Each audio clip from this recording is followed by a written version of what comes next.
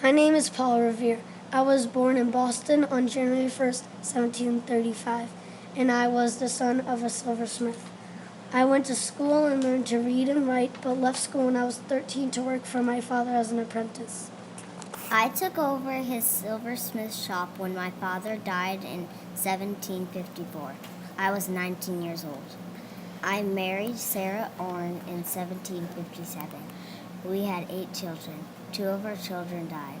When Sarah died, I married Rachel Walker, and we had 8 children, but 3 of them died. I made eyeglasses, fixed umbrellas, and engraved copper. When I was 65, I built the first copper mill in North America. It was in Canton. We led a group of colonists called the Sons of Liberty, and we dumped British tea in the Boston harbor to protest taxes on the tea. I made an engraving of the Boston Massacre. On April 18, 1775, I rode out on my horse and warned colonists that the British soldiers were coming. This was the start of the Revolutionary War. I made the copper sheeting on the dome of the State House in Boston. I was also a dentist and made teeth out of hippopotamus tusks. I worked at many jobs to pay for my big family. My name is Deborah Sampson. When I was born on December 17, 1760, my family was very poor. I was very lucky that I got to go to school. I loved to read anything with words on it. I read about taxes. I was able to join the army without anyone knowing I was a woman. I survived a bullet to the head even when doctors and nurses thought I had died.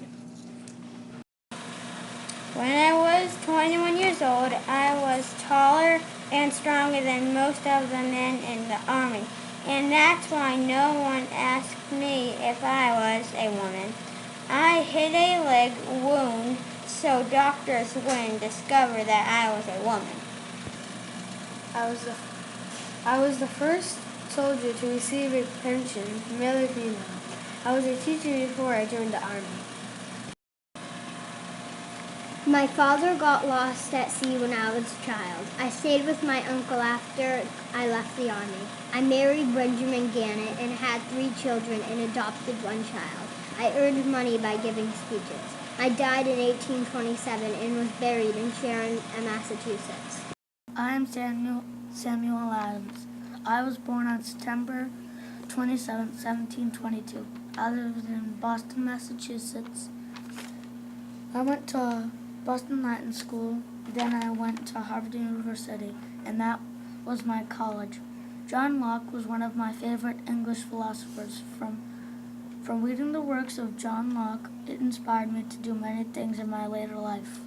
I married Elizabeth Checkley and had six children with her. Unfortunately, when my 6th child was born, my wife died. I tried many jobs. I worked for a merchant and became a brewer.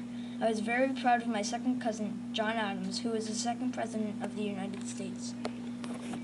I inspired some men and they caused the Boston Tea Party, which was a group of men that dumped tea into the Boston Harbor. They thought it wasn't fair to pay taxes. I helped create a group called Sons of Liberty. The Sons of Liberty were also known as Patriots.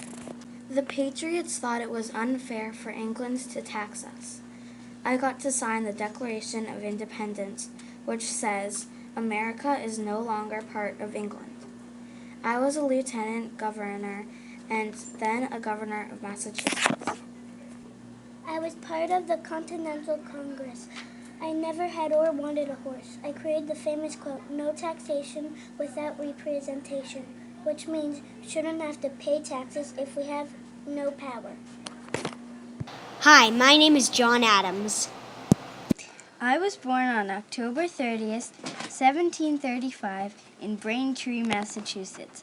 I have 2 younger brothers. When I was 16 years old, I went to Harvard College to become a minister, but I changed my mind and became a lawyer.